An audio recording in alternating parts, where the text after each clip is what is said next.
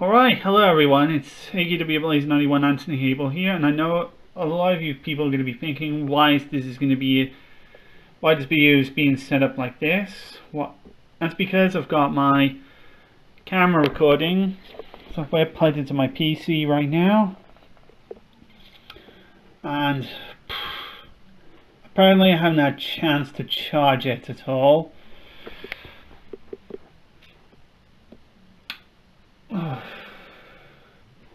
I know, very lazy of me, but I've been eager to get this video up, just to get it out the way, so I can focus on what I'm doing right now. I'm going to talk about that, and I'll talk about that when we get down to it. Alright, so basically I'm going to be talking about games I bought this month. In other words, I'm going to be talking about the games I bought all through June 2019. And I bought quite a fair amount of games this month. Most notably just for one platform. But I did buy one on another platform, and I did buy another game on another platform, but that one will be a little bit familiar. But I'll talk about that when we get to it. So as usual, the setup is going to be very familiar. I'm going to be talking about what new games I bought, what new games I've been playing, and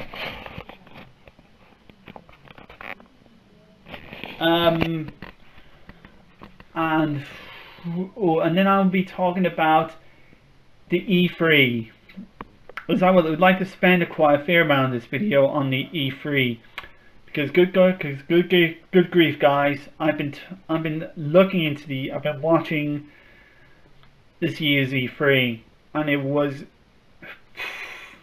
sort of mixed. It was alright, but not as good as last year's. Alright, so let's talk about the games I bought this month and give my quick thoughts on each of them. Alright, so I'm going to start with this one here. This one I have is The Suffering on the Xbox. This was a 2004? This is a 2004 horror game. Played in either third person or first person. I usually play in first person, where you're a prisoner accused of slaying his family, and he's sent to a hospital, maximum security prison, which becomes overrun with demons and monsters, and he even has a monster that's living inside of him that's driving him insane.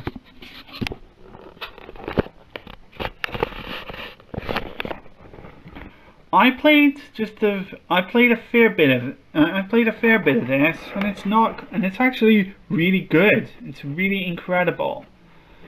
It's got a nice, fantastic atmosphere to it. It's got plenty of weapons to use around with. The demon form and the monster form, which is that thing on that screenshot there, looks really cool. I really like that, using that. Whenever you do get the chance, you do get a chance to use that when your psycho meter becomes full. Even though some of the puzzles are a little bit challenging, it is a really, really good one, and it's one I do recommend you should check out. Right, I'm gonna try and move the next here. Right, okay then, next up, I did sell off some of the Xbox games that were not compatible with my Xbox 360, and replaced them with some different ones. And here I got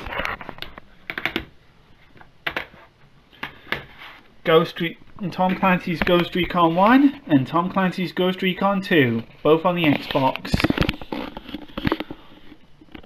Both of these are compatible, and so is The Suffering, and so is The Suffering down there.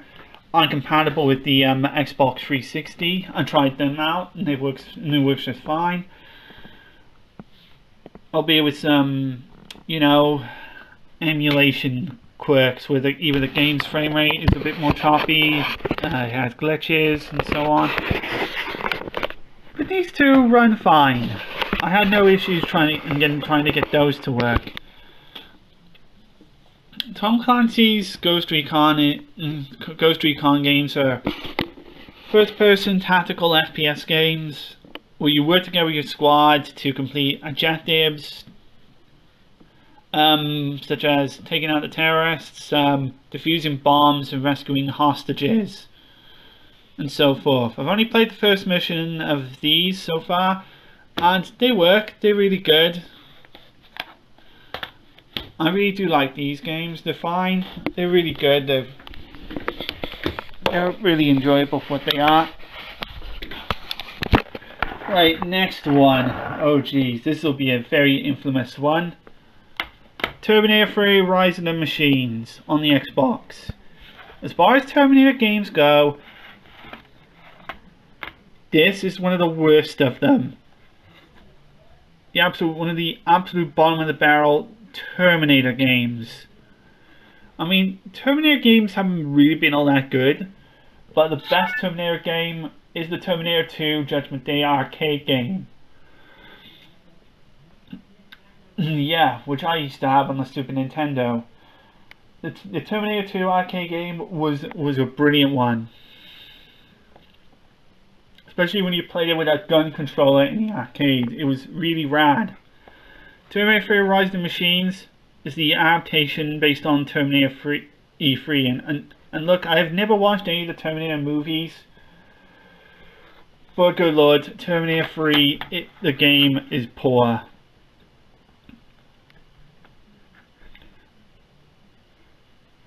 And I played this once in school one time. Enemies just take multiple bullets to die. And look, they are, and I get that they're Terminators and all, but what you're facing is an onslaught of bullet sponge enemies that are just horrendous to kill.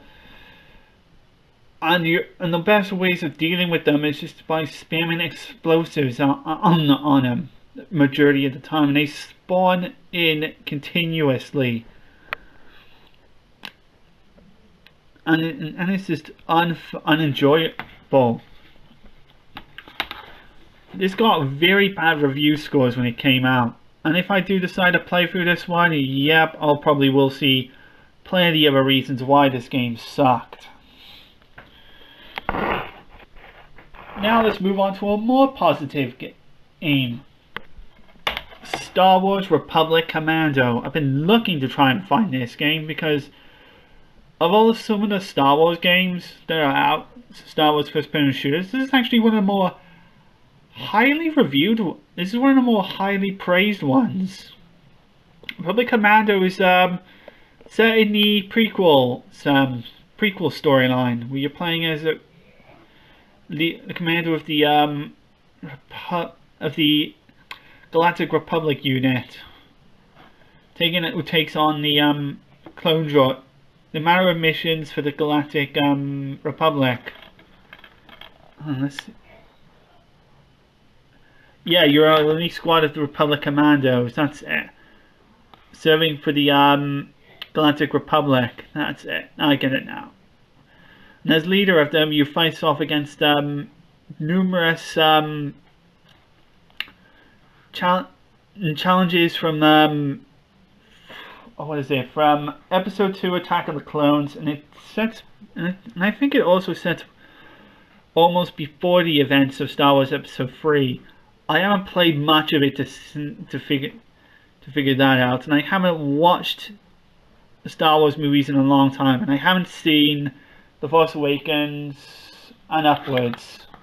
I haven't seen any of the new Star Wars films yet, but I possibly should, so I can understand the story of the new Star Wars games. But either way, this is a good one to have. It's compatible with the Xbox 360, works really well. I'm for an Xbox game released in let's have a look. 2005. Yeah, for an Xbox game released in 2005, it looks incredibly well done. And the graphics of it really do hold up pretty well. There are reviews about that will pan it a little bit, but I think it's because of the fact this game has shown its age. But I think this one is a game that's aged pretty well. That's aged fairly well. In comparison to some of EA's blunders with the Star Wars universe. You know the one.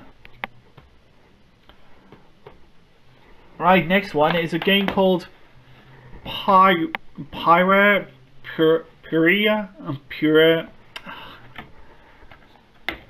How about I call it Pyra? Yeah, Pyra. On the Xbox. I'll just call it Pyra for now on.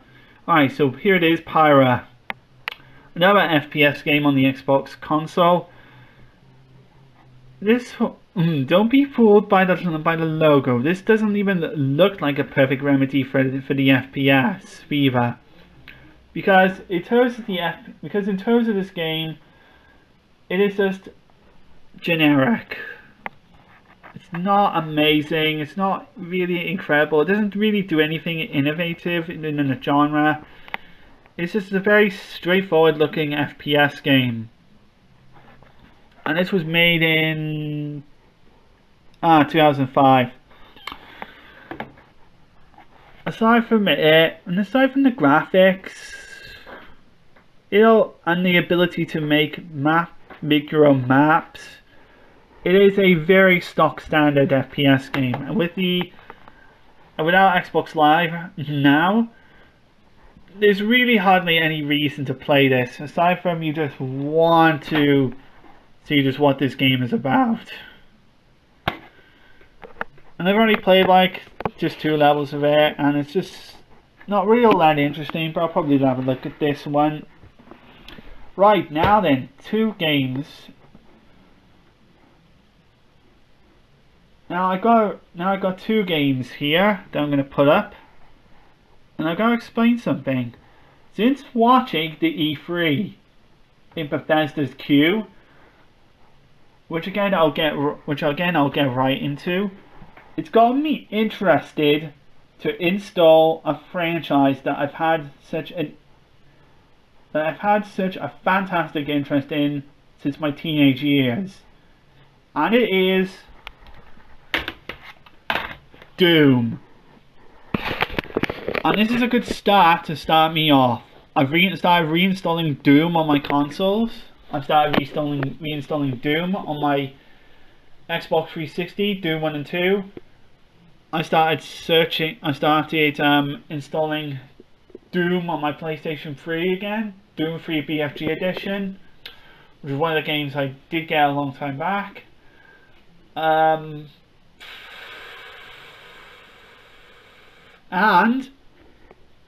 I started searching around for the other Doom games, including ports as well, which I want to pick up as well, because I really would like to have a go at the ports of the Doom games as well. Ports on the Xbox, ports on Game Boy Advance, ports on the PlayStation 1, you name it.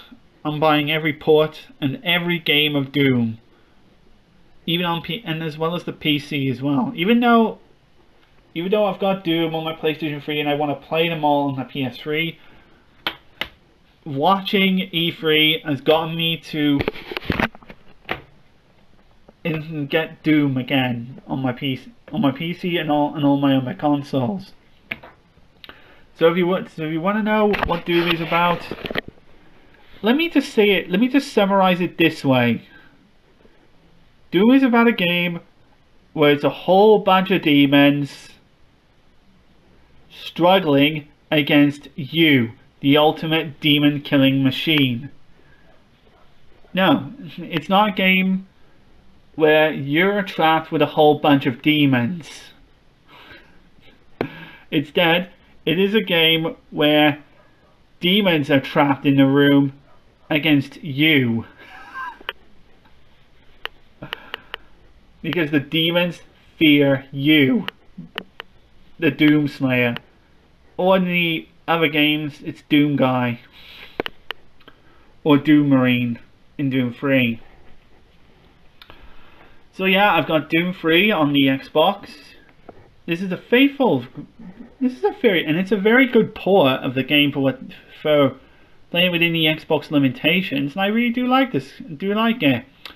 It's really good. There is a limited edition of Doom 3 for the Xbox, which will have the original classic Doom games on there. I think Doom 1, Doom 2, and the Internet Master levels. But I'm not even sure if the limited collector's edition will be compatible on the Xbox 360.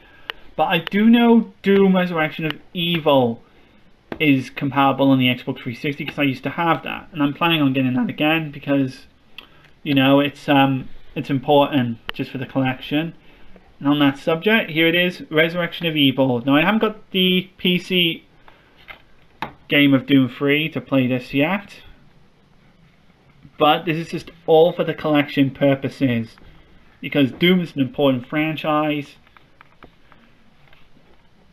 id Software and Bethesda have announced Doom Eternal last year, and this year is E3. We got a release date of it in November, and they showed off a brand new multiplayer mode which I think looks fantastic, and it gave us some new single player mode and they've given us more single player mode videos just to get us all hyped and ready for it. Even though I'm already ready and hyped for Doom Eternal, I'm gonna start playing Doom. Like, I really need to start playing Doom. Like, I do remember playing Doom 1 on the PC, like years back, and I finished just the 3 episodes, and I got stuck on Die Flesh Consumed, and I got stuck on one of the levels. Also, I couldn't figure out where to go, and yeah, gave up. But this time now, considering we've got the release date of Doom Eternal, one day I'm gonna play Doom the classic on my PlayStation 3 and plow my way through it and beat Die Flesh Consumed. So yeah, I'm glad to have these in my collection. I'm gonna search around for every Doom game that's out there, ports as well. I'm gonna buy all the ports as well, including the Nintendo 64, even though I haven't got that thing plugged in anymore, and including the Game Boy Advance, because the Game Boy Advance port of Doom looks really good. There's some ports of Doom I think look really fantastic. I would like to add. And now the last game, guys, is a game that has a strong, large fan base, has a strong, a strong, loyal, nostalgic place in my heart. And it's one that's rekindled my interest in the genre after a failed interest in the genre by a certain game. And it is Tales of Phantasia on the Game Boy Advance. That's right, I've got Tales of Phantasia on the Game Boy Advance. Boxed. That's right, legit, with its legit box. And with instructions, which is what I wanted. This is the Tales of Phantasia copy I wanted. I've always wanted to find this boxed, and I'm very, very happy to have this copy of the game boxed. And now look, I know that I already have this game. I already have this game in a cartridge, in cartridge form, just as a cartridge. And I have 2 cartridges of this game. And I have this I have the European cartridge, and I have the US pirated cartridge. So I'm just gonna pop this over here, and I'll show you the other cartridge that I have. And as well as that, I will also show you my US cartridge as well, because they need to be shown on the camera. Alright, now here's the cartridge only one I got. See? I have the game. I used to have this in a cartridge, and I bought it very cheaply, and now I've got the expensive game in a box. Now I'm going to show you the US box. Now I'm going to show you the US cartridge, which I put in the box. And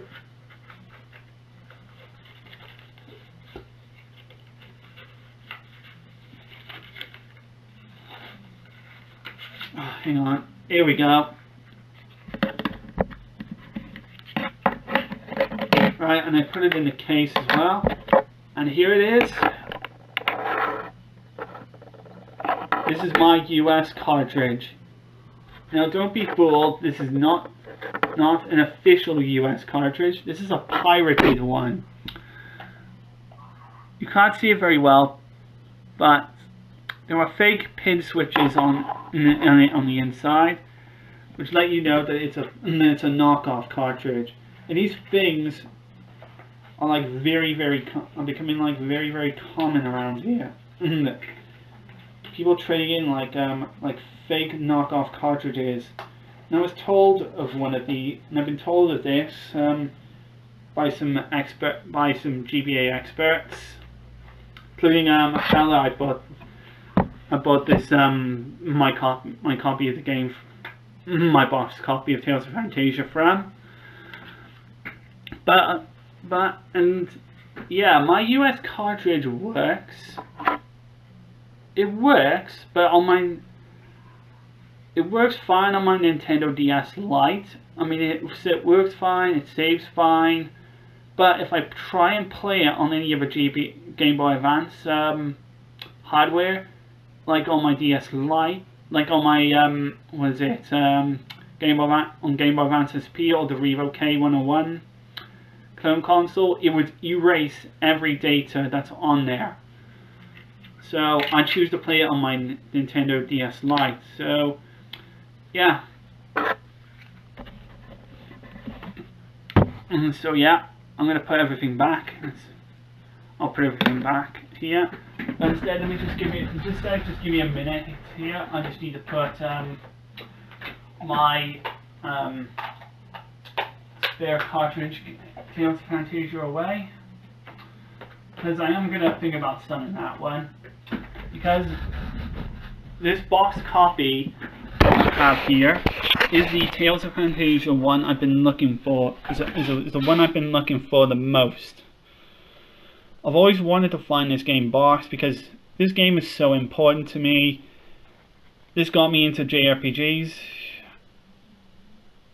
After my uninterest in JRPGs, like from when I was only a kid, after like a certain game in a Final Fantasy series scarred me, traumatized me by one of its game mechanics that I couldn't stand.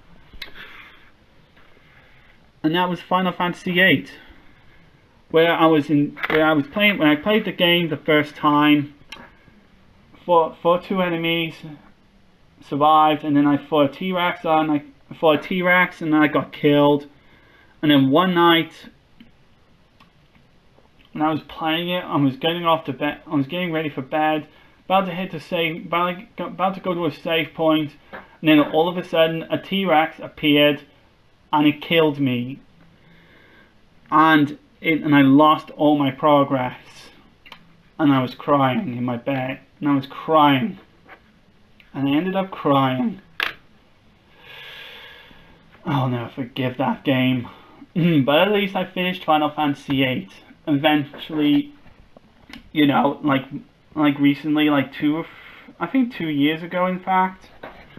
Yeah, 2 years ago I eventually finished Final Fantasy VIII, and Jesus Christ, it was a chore to get through.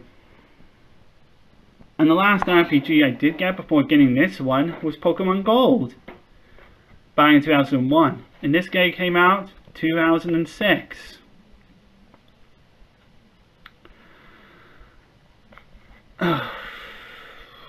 which was a 5-year gap. Guys, that taking me a couple of years back.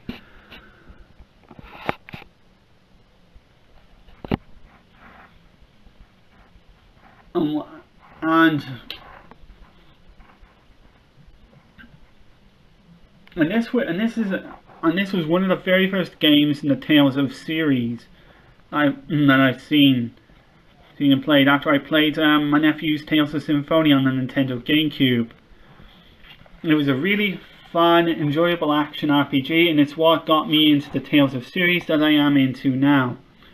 This game became one of the more prouder moments for me. This was the first JRPG I would get, and the very first JRPG I would ever beat as well. And it was a really good one as well. Really fantastic game in the series. It was a really fantastic game, and it was a start to one of the more prouder, variable game franchises in the RPG genre. And eventually the Tales series would then be established a couple of years later, later on, and eventually become one of the more popular and fantastic game series that competing against the likes of Final Fantasy and Dragon Quest and Pokemon and Shin Megami Tensei. It definitely finds itself within the best 5 of those franchises. Indefinite. Definitely gotta be in the top 5 of those. Like 3, maybe. Gotta be behind Dragon Quest. On this GBA port, look, I know a lot of Tales fans don't really like the Game Boy Advance port of Tales of Phantasia, but in all fairness, this would be the only, and I mean the only, official English release of the game we would ever get. If you're not like into these if you're not like into playing classic games on emulators or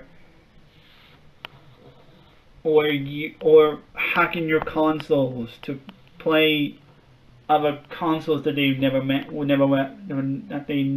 to run. What's that bang? Like, you probably would have played Tales of Phantasia on the Super Famicom in Japan and seen how amazing the game actually looked. And yeah, for 48 megabit graphics on the Super Famicom, Tales of Phantasia looked nothing unlike any other. It really pushed the Super Nintendo platform beyond its limits, next to Donkey Kong Country. And even though the original version of Tales of Phantasia didn't live up to the developer's original creative vision, it was still really good, and I still enjoyed playing, and I still enjoyed it. Even though I'd never played through the Super Nintendo original, but the Game Boy Advance was the one I went through the most. I played the most of it on the GBA, and I still do. To this day, still play the GBA port of it, just as a time killer, because the combat system, as simplistic as it is still, yeah, it's an enjoyable one. All the characters have got all their various arts and abilities, techniques, and all the main characters are very likable as well. And yep, and Crass is a pretty cool character as well. I like Crass as well. So I will say Class, yeah. But the official name is Crass. But none of the translations towards the character are incorrect. So you can kind of go either way. You can say whatever it is, but it's going to be Crass from now on, so live with it. There was also the PlayStation versions as well. PlayStation 1, PlayStation Portable, Full Voice Edition. And the PlayStation Portable also did get Naraqui Dungeon Cross, which was like a full remastered of Naraqui Dungeon 1, with Tales of Phantasia included in the game package as well. So it was like having two games in one. To me, that should have been the Tales of Phantasia version we should have got in the West when they was still when the PSP was still alive. And in 2010, there were still people playing the PSP. And in 2011, until like maybe 2012 or 2013.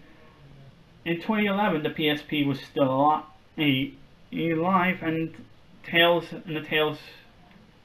of the Abyss helped re-rectify the player's interest in the franchise again. And again, leading us to Tales of Graces and Tales of Xillia 1 and 2, which were Tales of games we requested, and Tales of Hearts are as well. And Tales of Phantasia is one that's begging for a definitive remaster, including the Naraqui Dungeon remaster as well. Even though the term Naraqiri is a little bit too difficult, would be too difficult for Western audiences to understand. But seeing Tales of Berseria and how they changed it to mimicry, there might actually be a chance Tales of Phantasia Naraqui Dungeon Cross might get an official English release alongside Tales of Phantasia the original. And I hope to God that it's the Naraqui Dungeon Cross version, because if I also remember correctly, what is it? iOS players in 2013 and 2014 in Japan and America got a iOS port of Tales of Phantasia based on the Full Voice Edition, and it was extremely terrible. It was a terrible, unoptimized piece of crap that played poorly, ran horribly, controlled like ass, and it didn't have the extra character from the Cross Edition, which I think was called, what was it? Rondaline, that's it, Rondaline, I think her name is. And yeah, gamers were pissed off with that port. That eventually, Bandai Namco apologized, and at least I think so. But most specifically, they removed the app from the iOS app and Android app stores, making it unplayable now. So like, it came out on iOS platforms, but because of how bad it played, months later, it was 2 or 3 months later, it was removed because of the negative feedback it got. And all that because we wanted it more on the PSP. With Naraqui Dungeon Cross, not on iOS tablet devices. And I hope, because we got Tales of Vesperia Definitive Edition, we hope to see a good Tales of Phantasia release. And I hope they do as well, and I hope it does as well, because a full remaster because a release of the Tales of Phantasia remaster that happened in 1998 alongside the Naraqui Dungeon Cross remaster would do Tales of Phantasia a lot of ways. And in 2020 it'll be the franchise's 25th anniversary, and it'll be a perfect time to celebrate, and it'll be a perfect time to do a remaster of that game.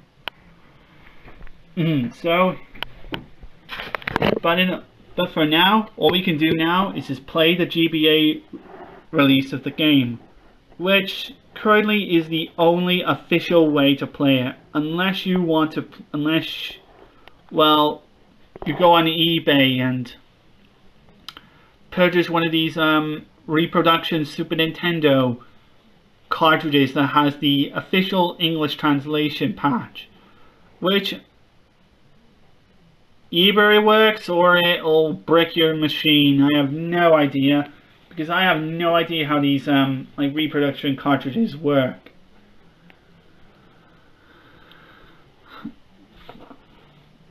But for me, I'm sticking to my official GBA cartridge, because I'm absolutely happy to have that boxed, where I can play my Tales of Phantasia cartridge, where I finished the game on normal and I finished the game on hard.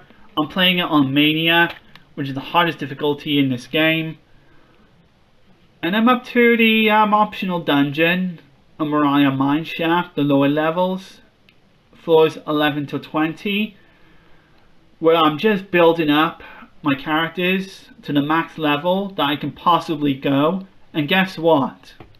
The max level isn't 250 in Tales in this game, compared to other Tales of games, which the max level would be 250.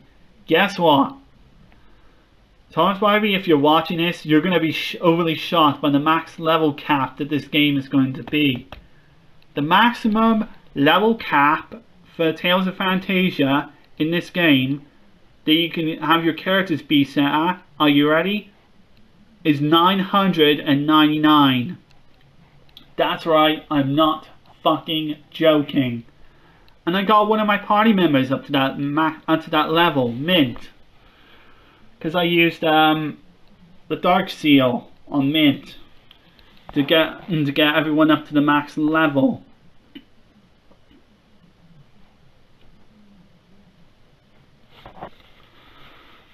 And I'm going to do the same with everyone. I'm going to get the every characters to the max level, and then I'm going to eventually change the difficulty to the max, put the difficulty of the game to Mania, and I'm going to plow through the optional content.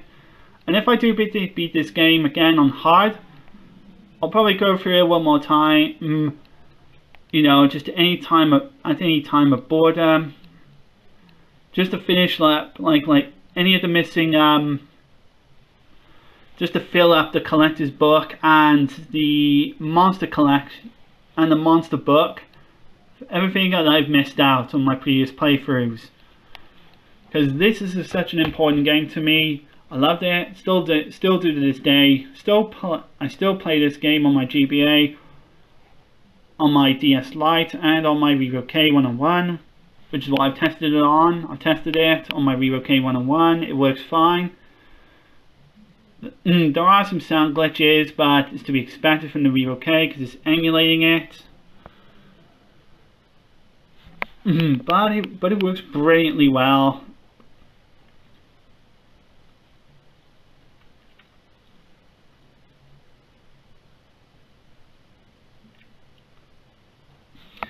So that is basically about it. Right, so now I'm going to talk about the E3. But basically, me and possibly everyone else has been watching the E3 this month, because this month was the days of the E3 press conferences, where we got to see game developers show what newly announced games are coming out, and possibly maybe a new console that's being talked about. Well, this year's E3, it wasn't great. First of all, Sony dropped off of E3 this time, which meant we didn't get a PlayStation conference this time, which was really disappointing because I was hoping for something in the PlayStation booth, which did start a bit of a letdown. And then I watched the remaining of conferences. EA's conference to me was the worst. It was a boring conference. Like, everything that EA did was just announcement for new content for all their games that they had released. like, I wasn't interested in any of it. All they showed was just new content for the games they had released: Apex Legends, Battlefield 5, new expansion for The Sims 4, new football game, and two new football games which I don't even care about. The only thing I liked about the E3 conference was the Star Wars Jedi Fallen Order game, which the gameplay reveal was did actually look really promising, and the story didn't actually look all that bad, and the story didn't look all that bad either. So aside from that, I don't think EA is going to really recover from most of their other blunders that they've had been showing. And you guys should know. And then what's next? What's next? Let's see. Bethesda. Bethesda's conference.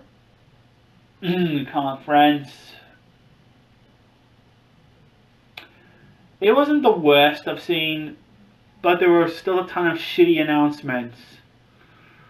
The only thing I liked about the main things I liked about the Bethesda showcase was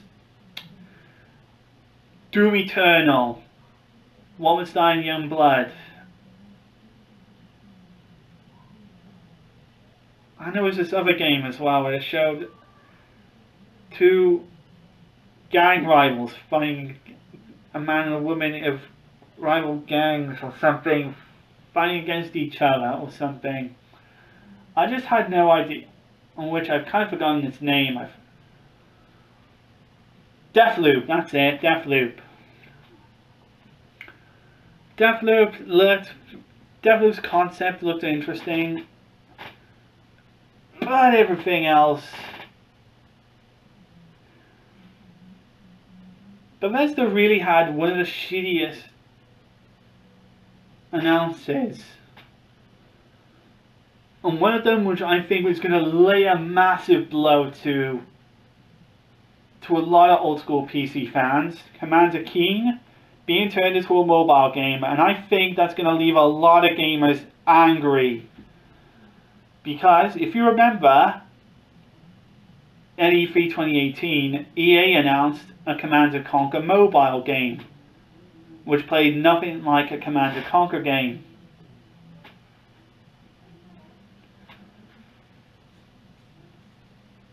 Which they turned the IP into a shitty mobile game. Bethesda has done the same to Commander Keen.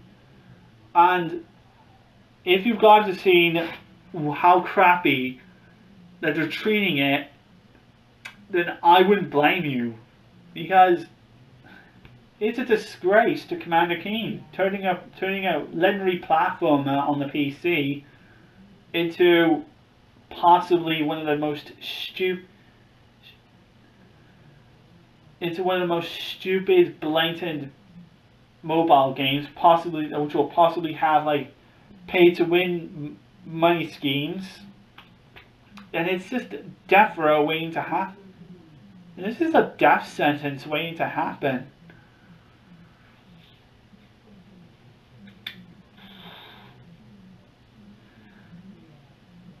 And on top of that, they had Fallout 76 new content, which possibly should have been in the game to begin with. Yet people applaud them anyway. Like, come on. Fallout 76 was a disaster. A complete fucking disaster.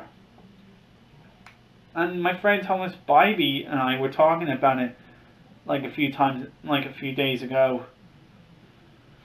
About like how shit it was. And even though I haven't got the game myself, my god, Fallout 76 is like a crappier version of Fallout 4, just with multiplayer and NPCs removed. Now they announced a new update for it, which will have NPCs and a battle royale mode, which it should never ever have. It doesn't need a battle royale mode. Fallout 76 is meant to be a co-op game, not a battle royale game. I swear, I swear, it's because of the Fortnite craze. Everybody's getting into the battle royale craze. Even Call of Duty I swear, last year dove into the battle royale craze, and I just don't like it.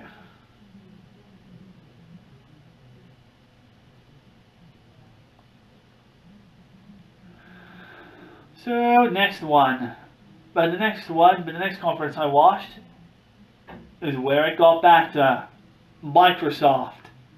Oh wait, the other crappy conference I'll talk about was the PC one. The PC was mixed. It had a lot of simulation games. It had more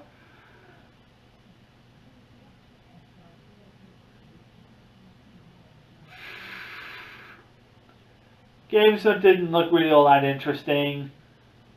And I'm pretty sure those who enjoy simulations, like, you know, Planet Zoo or Evil Geniuses 2, would have liked it. Would have liked some of those games. But the only thing I cared for with the PC one, was possibly Midnight Ghost Hunt. Because it had something like a Ghostbusters vibe to it. And I quite like the look of that. Because it actually does look kind of promising. Might seem like it would be fun for a couple of days, and it seems like it's worth for a weekend with friends.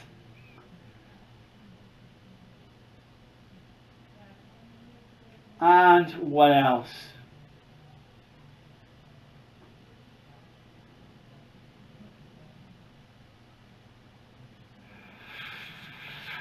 Oh yeah, but the bad side of the PC and the gaming conference is when the announcement of Shenmue 3.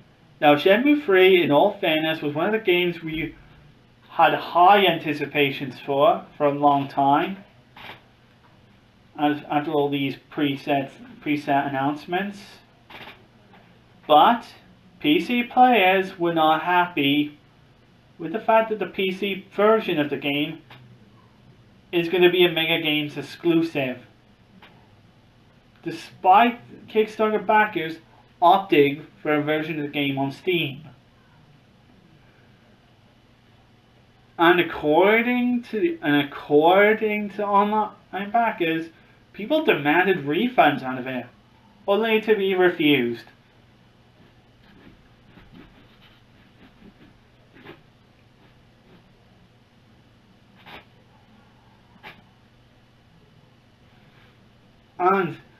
And as of currently, Deep Silver announced that they are, and the people who are working at the Mega Games store are looking into issuing refunds.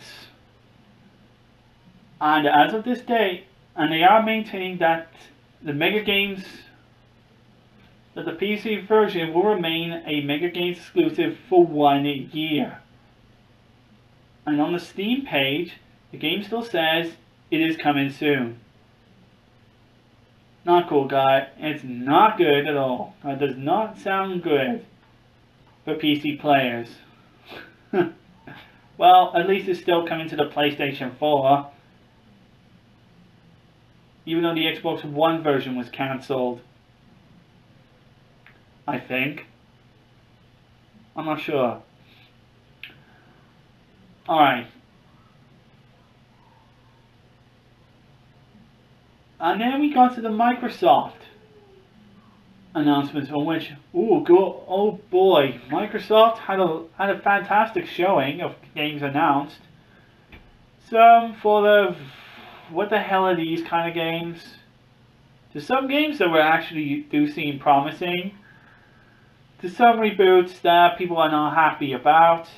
Like the Battletoads trailer. People were not happy with the looks. which to me, I didn't think they were that bad. I didn't think the Battletoads redesign didn't look all that bad. Even though I've never played, and I'm only saying this because I never played a Battletoads game in my life, so I wouldn't know or care.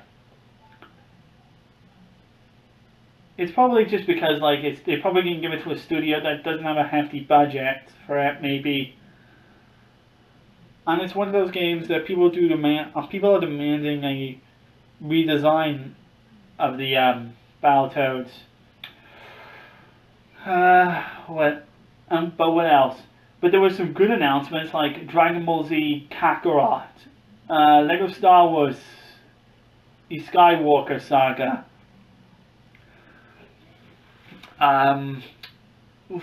What else? The Outer Worlds looked interesting. Minecraft Dungeons looked okay. What else? Cyberpunk 2077 was fantastic, and they even brought Keanu Reeves, John Wick himself, into the studio.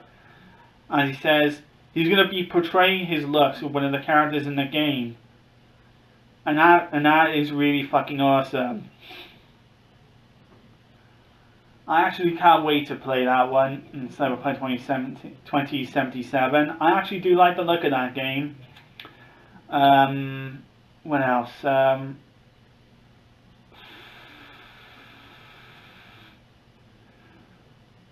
Gears of War 5 looks cool. They talked about a brand new Xbox, including and showcasing a new trailer for Halo Infinite. And yeah, we got the word of the new Xbox console, the Project Scarlet, and the promise of the Project Scarlet looks really, really, really promising. And all the post E3 announcements for it seem very interesting. That it might be backwards compatible with every single Xbox game that you can think of. This will ultimately mean that we're going to have one expensive console. I mean, an Xbox console that can pretty much go backwards compatible with everything. Jesus, this is going to be the ultimate Xbox gamer's dream.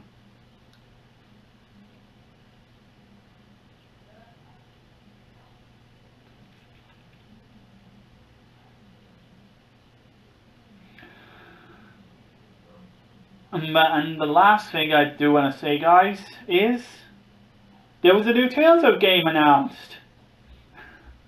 And just before watching the E3 conference, I was like to myself,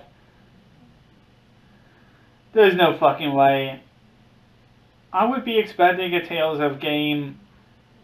I would have wanted to expect a Tales of game to come out, but there was no way in hell. But because PlayStation dropped out, I was like to myself, yeah, I don't think there's going to be any hopes for a new Tales of game being announced.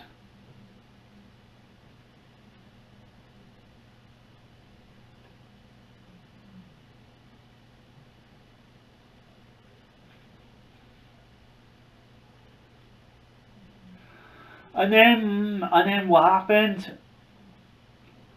I got to the Tales game I got to this announcement where I was like, oh, this actually an RPG where it said, oh, published by Bandai Namco Entertainment. And then I saw this new RPG where it all looked really, really incredibly gorgeous. And then the title of the name revealed, Tales of Arise. And I was like, what the fuck? A new Tales game?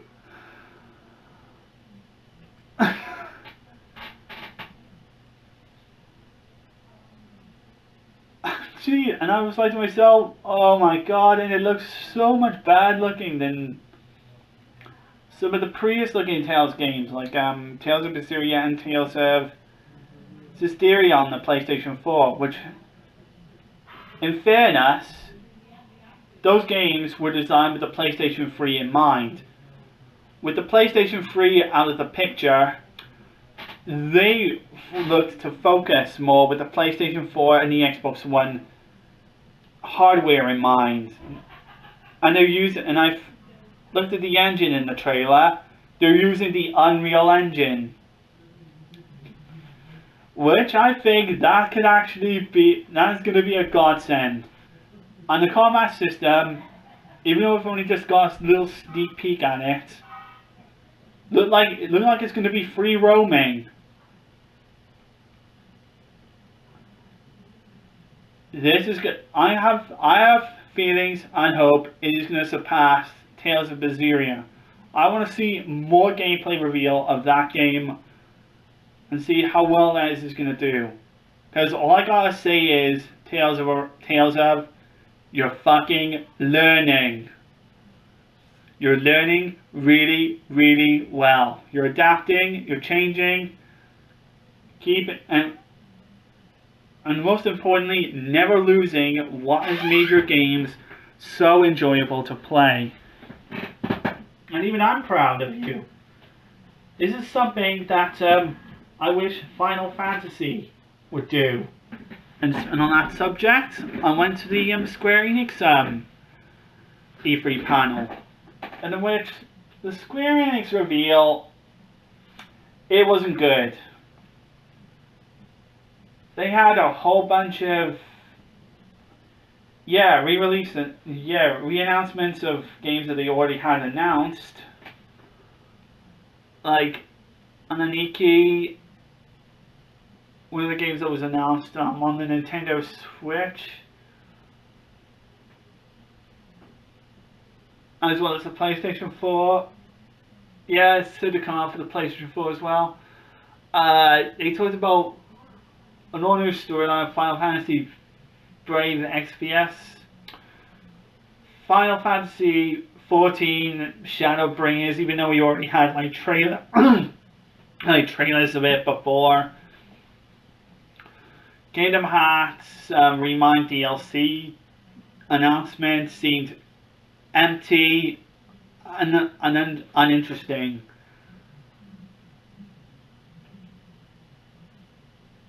I know it was possibly, some people are going to say, oh, it was meant to be like orchestrated, but it seems unprofessional.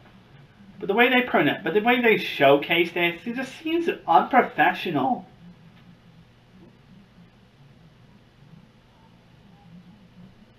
Like, really unprofessional. And I didn't get any of it. And I didn't get a single thing out of it at all.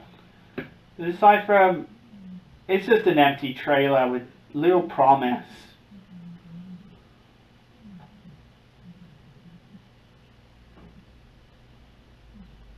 And yeah, even though I've never played the Kingdom Hearts games, I am going to eventually. The DLC, the announcement just fell flat.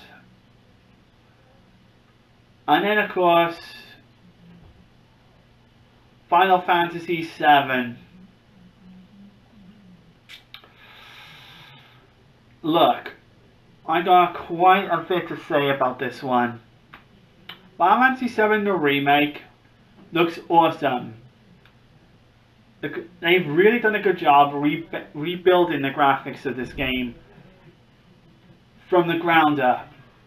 I mean, on the technical side of things, the graphics look great. They look superb. They look really well done. But boy, did they really get Tifa all messed up a little bit.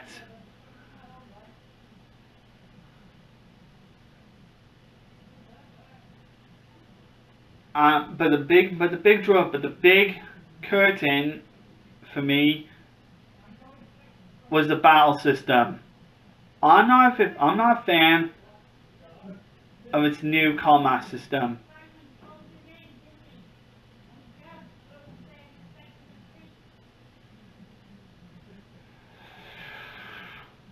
Look, I know I have been known for criticizing combat systems in these Final Fantasy games, but I've gotta say it.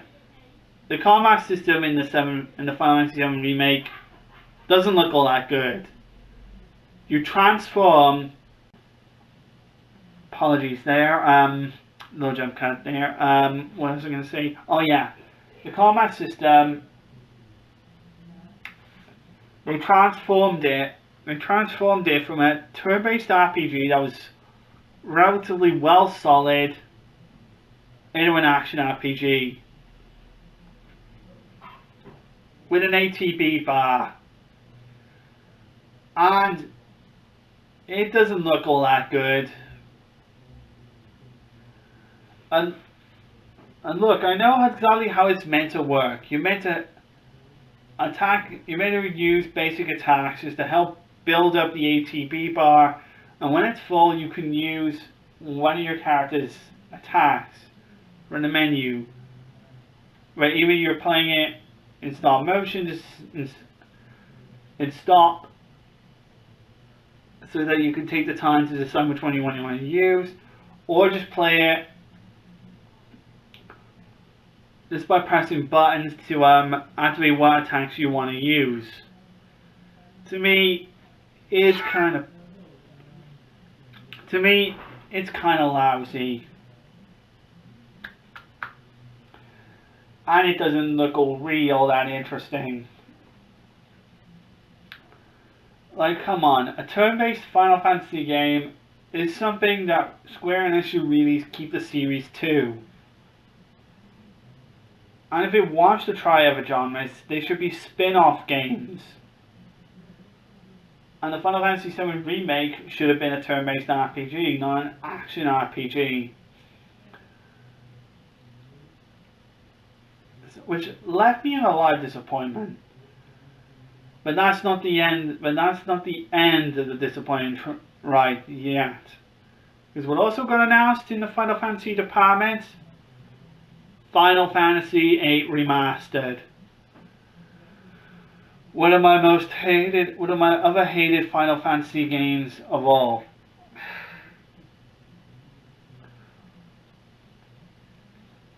But Final Fantasy VIII is just not a good game.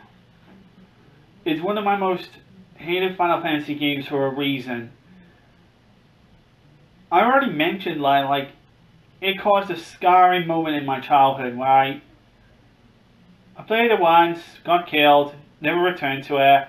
When I tried it again, I played it, got killed again. Because they implemented stupid ideas into it.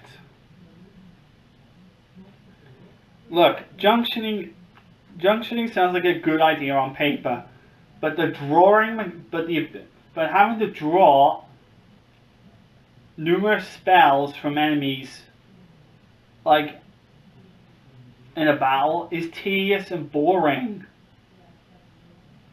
You spend something like 10 minutes having to draw a single spell from enemies just to get your spell, just in order to get your spells going.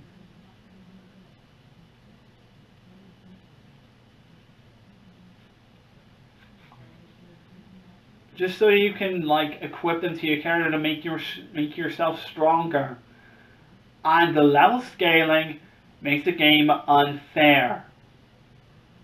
Like, think about it. If you're fighting a T-Rexod that's level 7, it can have a chance of beating you. And even if you grind to something like level 50, you still won't be able to beat it, because guess why? Because guess what? If you grind to level 50 to try and beat it, it will be level 50 as well. It's a one-sided system that is just doesn't make the game legitimately fair. It's just a way of handicapping the player. And you at times enemies can just overpower you because of this. Or get their turns out faster.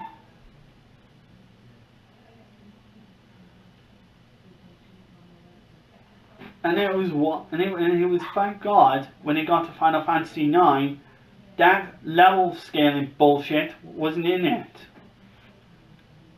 Because I played Final Fantasy IX, I noticed that the level scaling wasn't in it. Which is why Final Fantasy IX is superior in every regard, because it ignores all the level scaling crap and it takes away all the junctioning crap from it. This is what we're going to be having. Excuse me. And this is what we're going to be having with the Final Fantasy Remaster. The same exact game, just that it looks a lot better. And it will have easy to access cheats that you can utilize with a press of a button.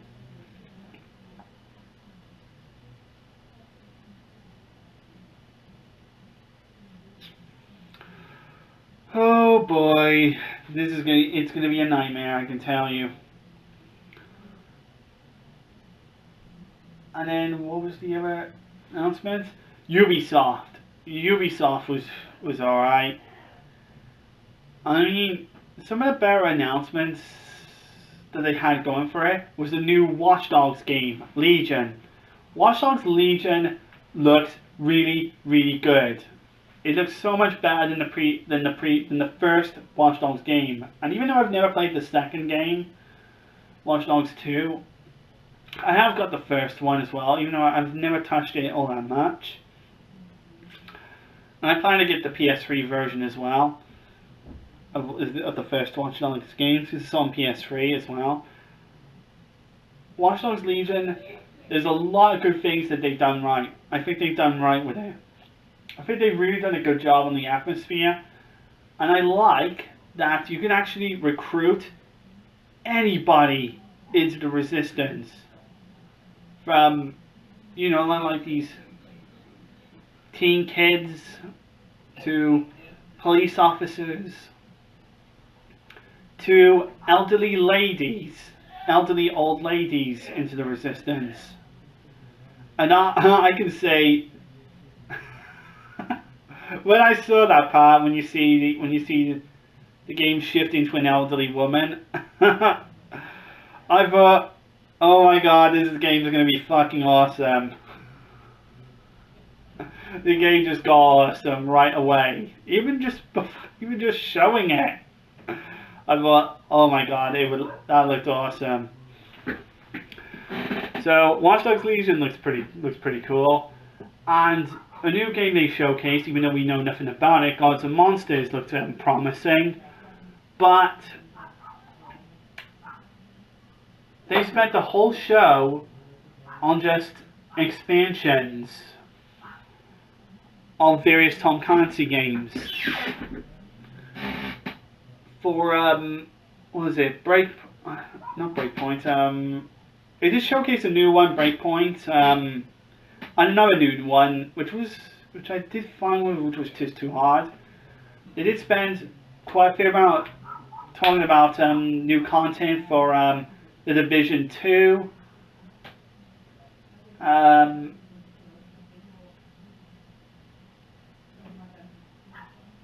What was the other one? Oh, I can't remember. But they talked about all new content for The Division 2. Announced a new Ghost Recon game, Breakpoint.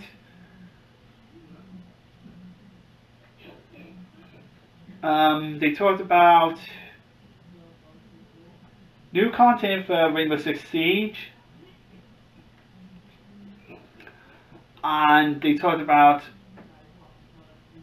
a mobile Tom Clancy game called Elite Squad, which has all the characters from various Tom Clancy games, like Sam Fisher from Splinter Cell and such.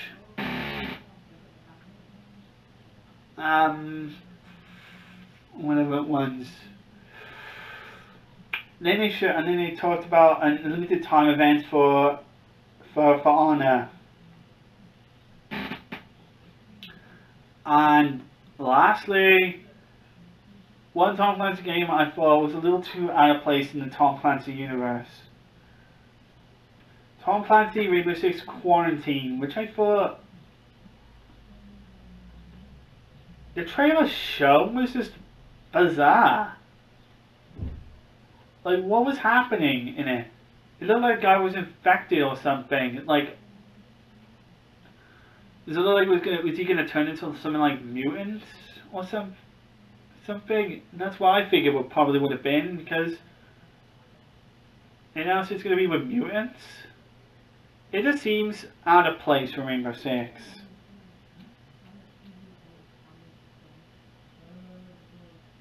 Yeah, I just don't know about that one. Whatever E3, what's the next one I did see?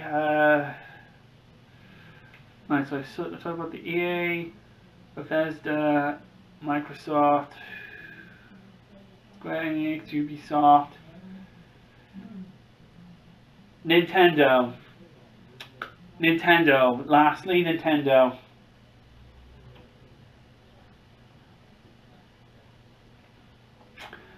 And lastly, I saw the Nintendo one.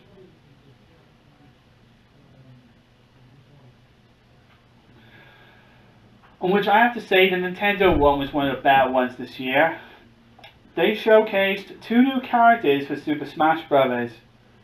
Ultimate. They showed Dragon Quest Hero, showcasing Dragon Quest the hero from Dragon Quest 11, 3, 4, and 8. Which I thought to myself, that's amazing. We're getting Dragon Quest heroes in it. We're getting the main character from Dragon Quest now in Super Smash Bros. Which I think the other 3 characters are now going to be announced as Echo Fighters. And lastly, Banjo fucking Kazooie is going to join Super Smash Bros. Ultimate. And yes, Phil Spencer himself was pleased to see this character appear in Super Smash Bros. Because there was talk online that he expressed his interest in wanting the character in Super Smash Bros. Because Banjo-Kazooie played a part in Nintendo's past. So it makes sense for him to be here. So it makes sense for Banjo to be on the game, to be in the game. So well done, Banjo. You're in Super Smash Bros.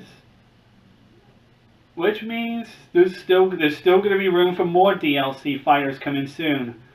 Who is it going to be? I don't know.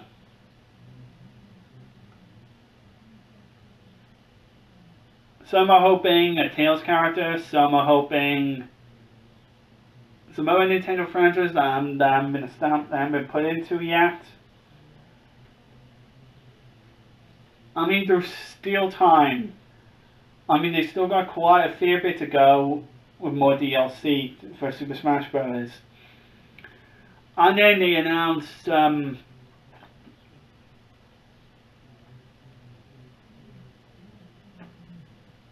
gangster simulation game. I have no idea what it was about. I'm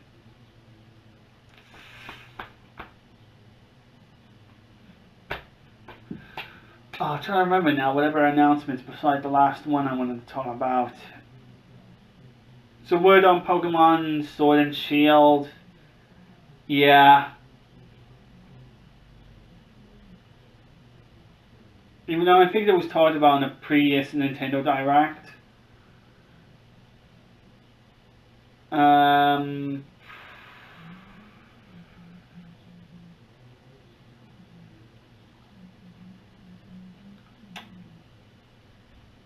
They showed a quick video showcasing some Nintendo Switch port announcements, including Alien Isolation, Ni-no-Kuni is announced, in which also Ni-no-Kuni Remastered is announced for the PlayStation 4, so I'll be looking forward to getting that alongside the sequel and the original PlayStation 3 release as well. I do want to get those. What else? Square Enix, what they should have shown on their panel, announced Trials of Mana remake. which is a remake of Shingen Densetsu 3, which was a Secret of Mana game that never saw a release outside of Japan. So, decades later, it's finally seen an English release. And they announced a Mana collection for the Switch as well.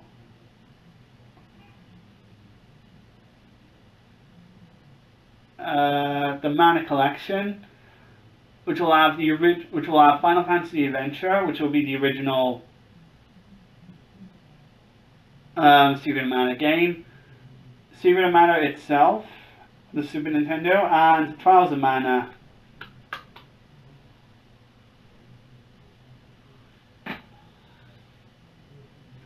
Which I think Final Fantasy Adventure in Europe was known as Mystic Quest.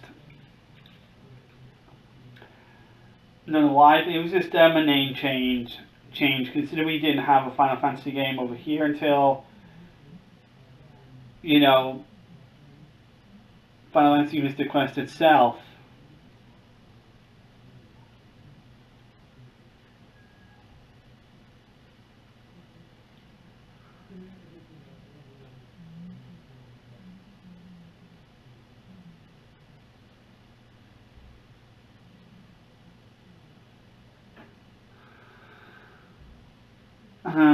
What else?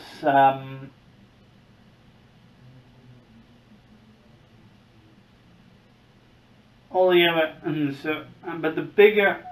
but I think one of the better announcements that we got, even though I've never played it, was the Zelda Breath of the Wild sequel announcement. Which I thought, yeah, that's going to be sweet for Zelda fans. A Legend of Zelda Breath of the Wild sequel. So yeah, that was incredible.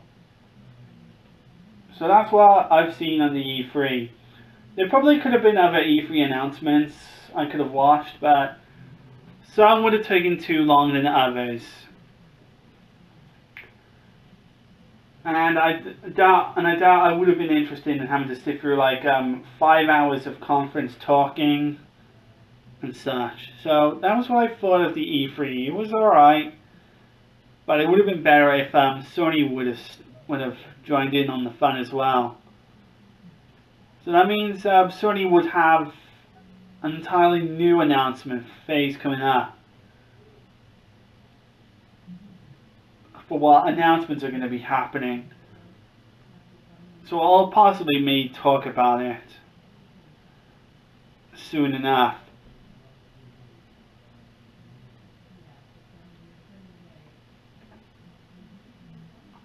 So that was my E3 videos. So that was all I wanted to talk about. I wanted to talk about what I bought this month and what I've been doing this month. Talking about the E3, because I've been doing the E3 this whole month, and I've written all of those blogs up and everything on my channel, on my GameSpot channel, so you can check them out. Also, my feelings on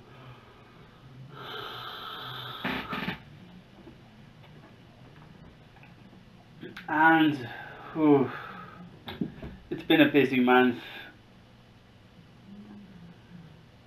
And July is going to be an even busier month for me because I'm going to start getting to work on more top 10 related work and get back on my Tales of Vesperia, because I really want to go back to that game, Tales of Vesperia Definitive Edition. And this week was supposed to be the release of Super Neptunia RPG, but for some reason game stores were not selling it physically. No, they weren't selling it. It's likely that they're just selling the game on Amazon or eBay now. Don't know why. But whatever the case, I'll eventually ask for the game, ask for Super Neptunia RPG for my birthday or for Christmas, depending on. But it'll depend on what I'm playing through. If I can finish the game in time for my birthday before I can play it, I'll think about it. But I don't want other games to take up my time. And so I'm going to be focusing on Tales of Vesperia Definitive Edition, and I'm also going to be focusing on Dissidia Final Fantasy 012 on the PSP as well, because I want to finish that, because I want to get some progress on that one. And I am still playing Star Wars Battlefront 2 online, but as a bit of a time killer as well. And I'm also going to have my Tales of Fantasia GBA as a bit of a time killer as well, because I do want to grind up for the final acts of the game. But either way, guys, I hope you guys enjoyed this. Let me know about what you thought of the E3, and let me know, and let me hear your thoughts about what you think of my games I bought, and your thoughts on the future.